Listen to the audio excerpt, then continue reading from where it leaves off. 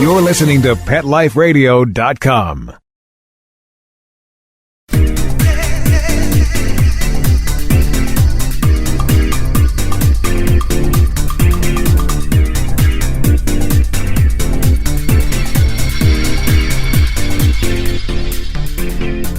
Welcome to My Dog Digs Dirt. I'm your host, Lauren Collier. So have you ever dreamed about leaving your everyday ho-hum job to follow your passion? Would you have the guts? That's just what my guest today did. His name is Tom Samuelson, and he left his career in corporate America to follow his passion of photography. And his images of wildlife are absolutely stunning. Stay tuned and meet photographer Tom Samuelson next on this episode of My Dog Digs Dirt.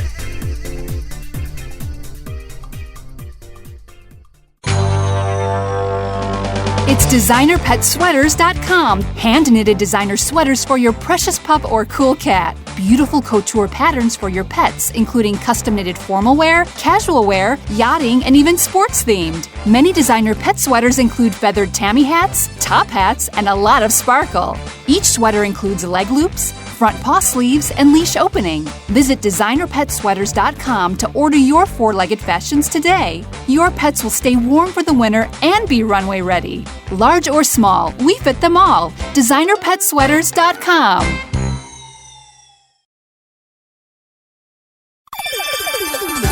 Let's Talk Pets on PetLifeRadio.com.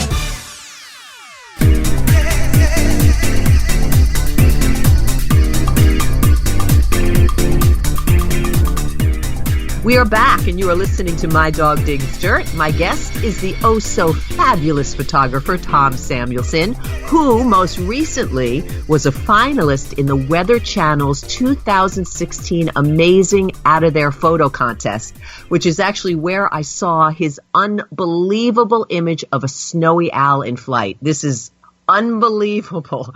Thank you, Lauren. Yeah, right. About 66,000 people entered, and you were one of 64 finalists. I think you got robbed. You should have won, Tom. Oh, you're so sweet. Thank you so much. Well, yeah, I actually tracked you down because I was so mesmerized by this image. And then I saw your other images, and I said, I've got to talk to this man.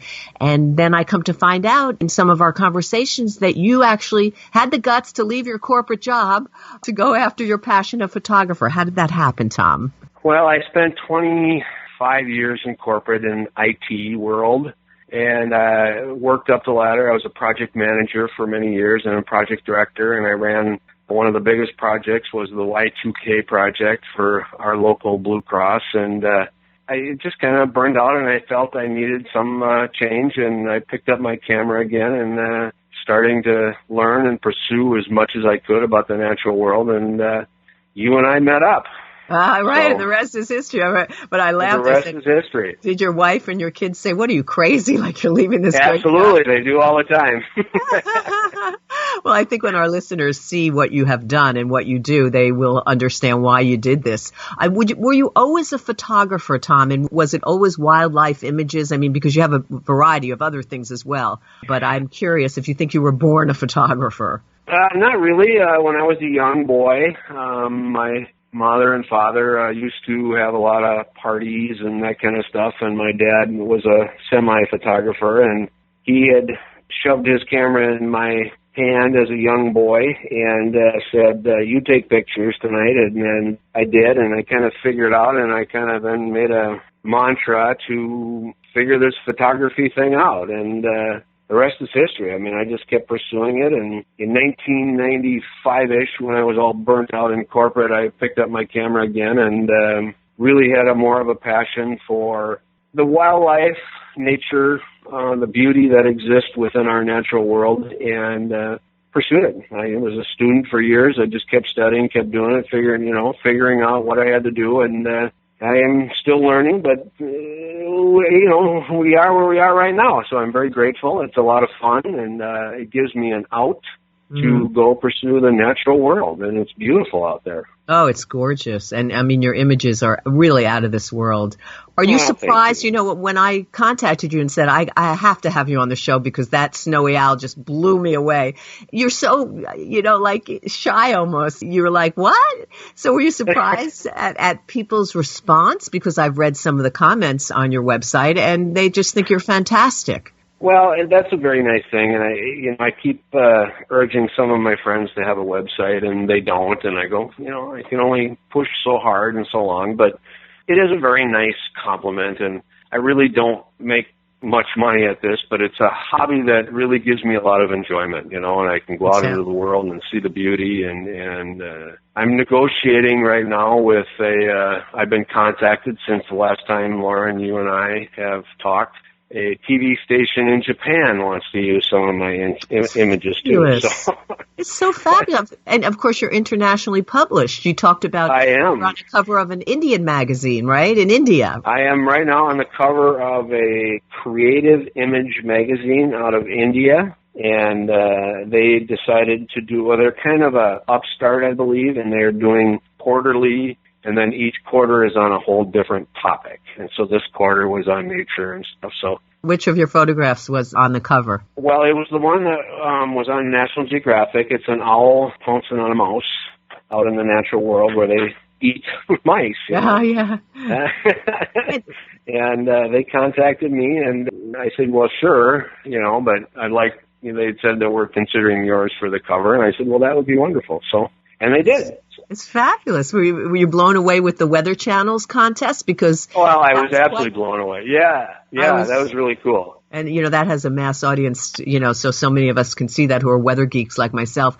Also, you've been in Audubon and so many others. Do you have a favorite image or a couple that we can talk about? The snowy owl is mine, so I want to touch on that. We're going to show listeners. No, let's talk about that, because that was... the photograph. Yeah, I mean, that was just unbelievable. What was the circumstances with that? Well, a couple of years ago, nationwide, they call it a owl eruption, which is spelled IRRUPTION, eruption. So it's a lot of them where they run out of food they're usually in the Arctic.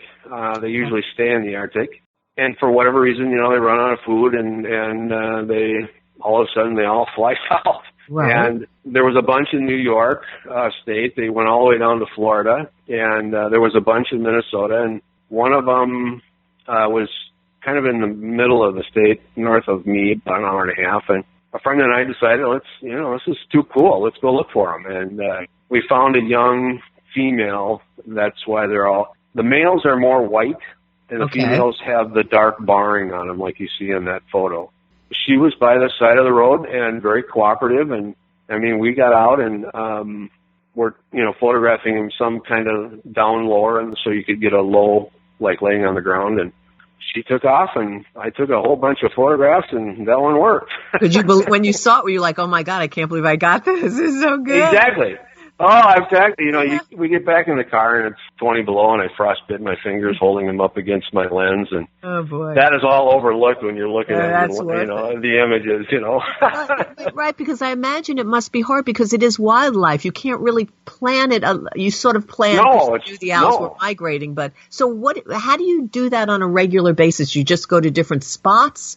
I do a lot of research on the web as far as is anybody hearing or locating or doing or whatever. There is one spot in northern Minnesota where the great grays owls normally inhabit, and we try to make a few trips up there each winter, and some are, when you see them, some are very, very flighty, and as soon as you see them, they take off and they're gone, and then some are very cooperative. I've walked up, there's been a few, you're walking on the road and they're right on the edge of the road, because for owls like that, they take voles and mice and small critters, and so along the edges of the roads is where they mow, and the city or the state keeps the brush back a little bit, which is perfect habitat for them. Mm-hmm, mm-hmm. And so a lot of them in the early mornings and the late evenings will come out to the edge of the road, and I've had some that I've walked right up to it, and they look at me like, who are you?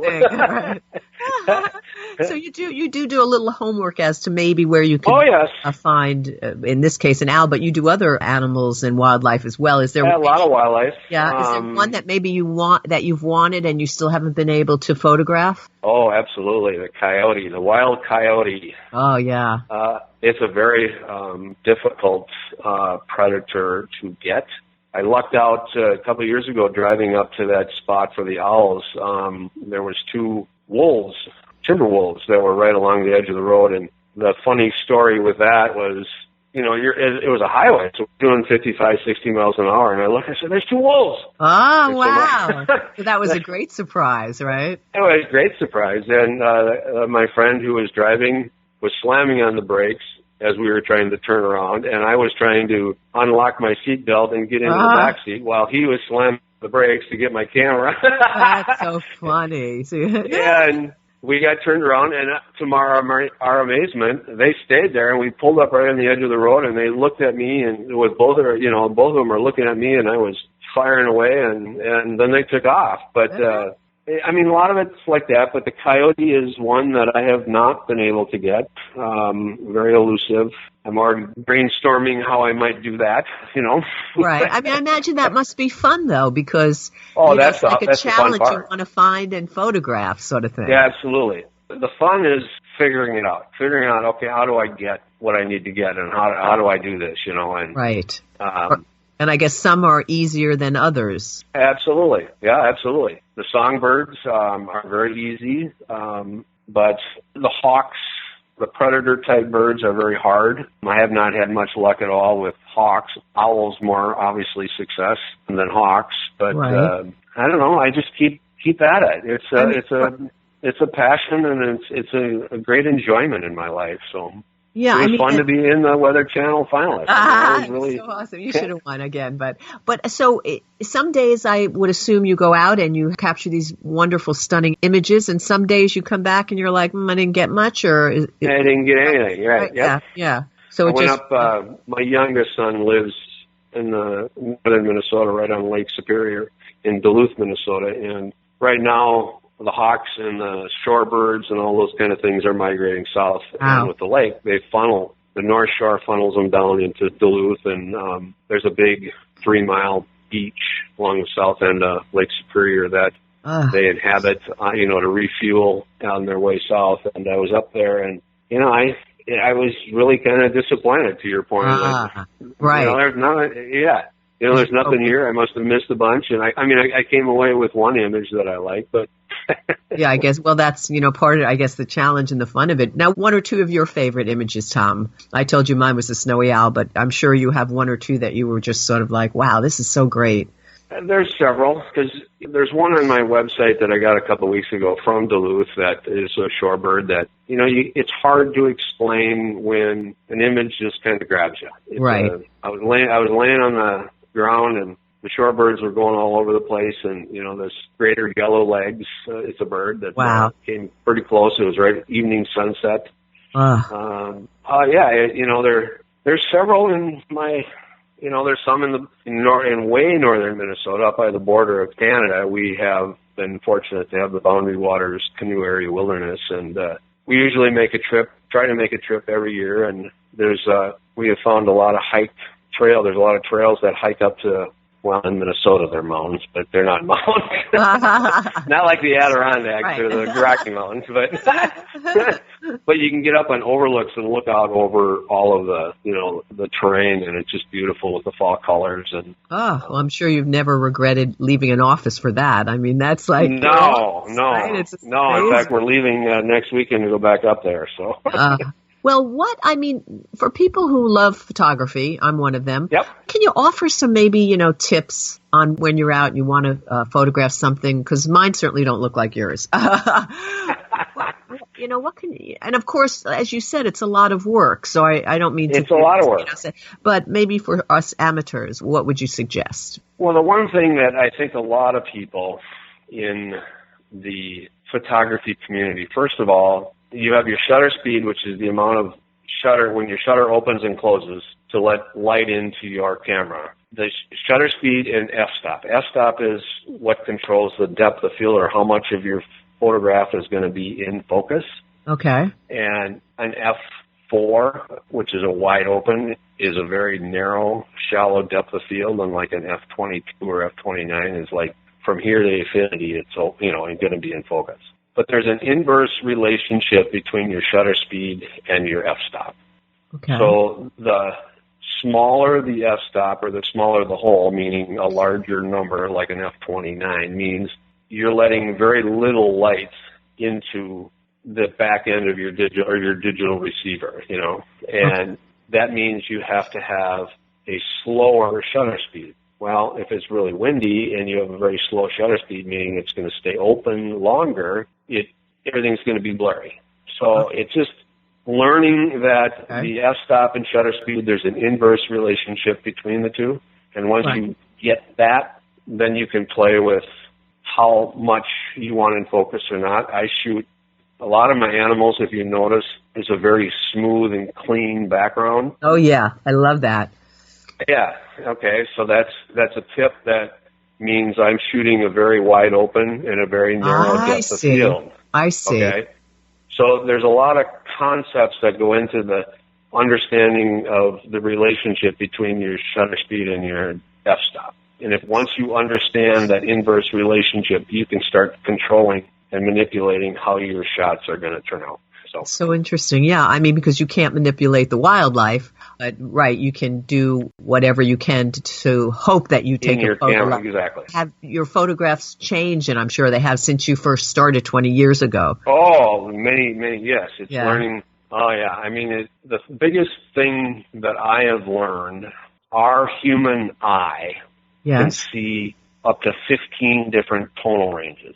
So when you have a bright day, and you have shadows in the trees and you have sun on other trees, the camera, especially with film, couldn't make out the details across that grade of contrast between light. I see, right. And the digital camera can now, I believe it's seeing to 6 to 7 different tonal ranges. Film was 4 to 5.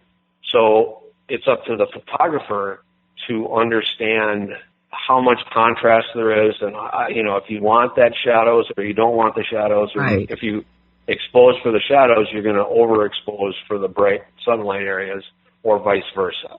Yeah. And so the equipment today is still not to the human eye, but it's getting better. But it's up to the photographer to understand the situation he or she is in order of crafting that shot. And really, that's the beauty of it. Otherwise, we could just it's like one of those self-driving cars. We could just put the camera and let it go, right? So that's the and everybody, and 99.9% of the people shoot in automatic mode, and I never shoot in automatic mode. And that's once you understand how a camera perceives and captures light, you have a much better chance of manipulating your settings to get for the situation you're in to get the right shot. And yours are spectacular. We're going to take a short break. My Dog Digs Dirt. We'll be back with photographer Tom Samuelson. Stay tuned. When I adopted her, she was a mess. Scabs, itching, licking, missing fur, hot spots, a thin, dull coat. So I take the dog to the vet for the standard run-of-the-mill tests and treatments. No results. I hear your advertisement on the radio. DINOVITE.com. 859-428-1000. So I get the 5-pound box of Dynavite and the Lico chops within a 4-week total. Instead of a German Setter, I have a German Shepherd. Sheba is 105 lean pounds of shiny, smooth, happy dog for life because she gets fed Dynavite. And the results, they're just incredibly outstanding. And she loves it. When you rescue a dog, you have to do the right thing. You've got to feed him right for life. Do the Dynavite. Dynavite for life. 859-428-1000. DINOVITE.com. Hi, I'm Dana Humphrey, the founder of Whitegate PR. We have been specializing in PR and marketing in the pet industry for over 10 years. If you have a pet product or service you would like to promote, give us a call. We can help create awareness for your brand on TV, radio, magazines, newspapers, and blogs. Feel free to reach me directly at 619-414-9307 or learn more on our website at whitegatepr.com or follow us on Facebook. Let's talk pets Let's talk pets on Pet Life Radio. Pet Life Radio. PetLifeRadio.com. My Dog Digs Dirt is back. I'm here with photographer Tom Samuelson, who left his corporate job. Was it 20 years ago, Tom? Pursue... almost 20 years ago, yeah. Almost 20. I'm not going to date you here. To pursue his passion of photography. He's got some absolutely spectacular wildlife images, and listeners, you have to see these. Tom, where can people see what you've done? They're really out of this world. In fact, you not only do wildlife, but you're doing some things in space. I mean, you're not going to space, but right? Yes, exactly. The astrophotography is a wonderful, wonderful open avenue for a lot of people. And when we go to the Boundary Waters this fall up in the northern Minnesota, we do a lot of astrophotography, and the digital world has really expanded that for a lot of people because it's much easier than the film world. Oh, yeah. And it's truly, when you're standing out in the middle of the Boundary Waters up on the top of a peak looking out in the clear blue sky or the clear sky at night, and you see so much more than you do in around Minneapolis where I live because of the city lights and everything like that. Absolutely. It's absolutely phenomenal. You're standing out there in pitch darkness and you're looking up and there's just billions and billions of stars, and it gives you a whole different perspective on our universe. And I know the area, and it's beautiful. What amazes me is that sometimes you see that and you're not sure that you could ever recreate that in a photo, but you managed to do that. And really... It takes a lot of effort, a lot of time. A lot of times we're up till 3, 4, 5 o'clock in the morning, and then we go to bed. Right. But I'm sure it feels so good. Where can our listeners see your work, Tom? Well, my website is the primary source, and that's Tom Samuelson, one word, .zenfolio.com. And are you on Facebook or Instagram or that? No, not on Facebook. But they can see your photo. Just never been there. I guess I just never been there. Well, you're so busy taking the photographs, right? How do you have time to do that? Exactly. I know you mentioned the bird, but do you have another favorite we can, touch on? Well, I have absolutely several favorites. I mean, one of the things that I love is doing the Boundary Waters photography itself, and the landscape photography up there is absolutely beautiful. Yeah. But the one that went National Geographic is probably my favorite. It is the owl pouncing on a mouse. Right. That was really, it really is what catapulted a lot of, the interest in my website and interest in me. And it still is today. That's one of the images that a Japanese TV station wants to use. And that's so that's great. On the cover of India. That's so great. When you see it, it feels like it's almost a movie. That's how great it is, because you've captured it in a photograph. But it looks like we saw the owl. Well, thank you. And we saw the owl. This is in northern Minnesota, really, actually, right along the shore of Lake Superior. One February, cold. I mean, it was cold. And he was sitting in a tree. We were watching him, and he took off. And, the camera was, as fast as I could take a picture, it was taking pictures. Yeah, that's right. You have to be quick, right? You must have good eyesight. Yeah, you do.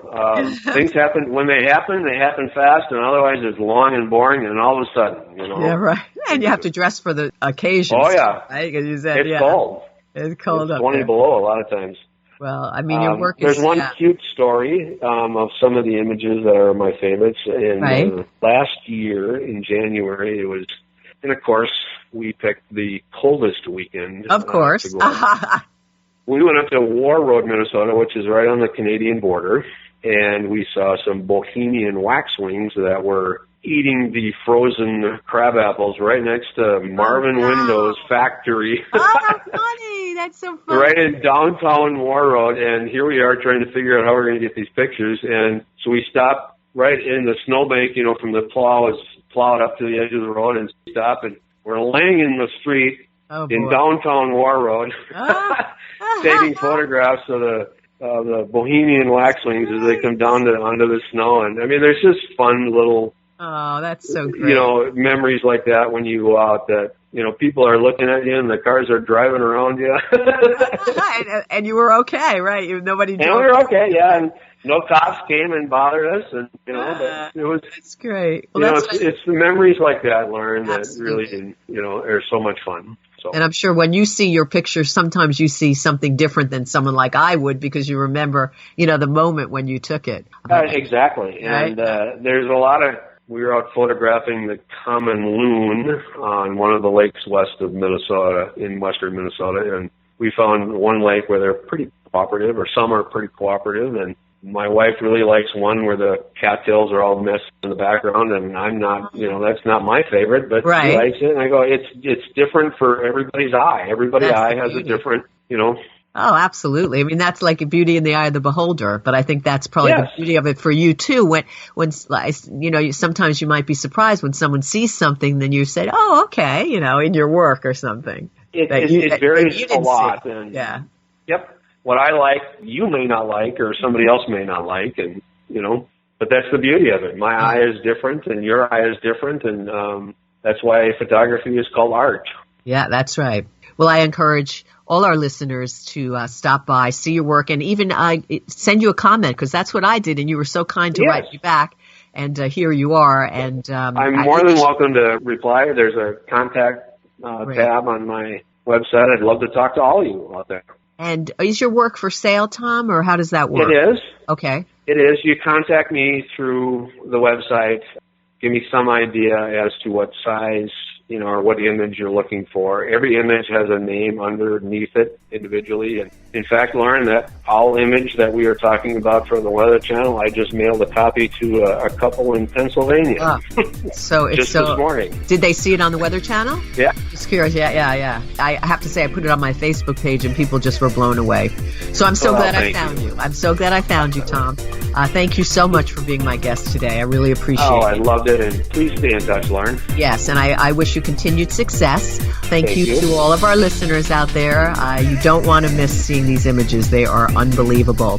This has been My Dog Digs Dirt, and I'm your host, Lauren Collier.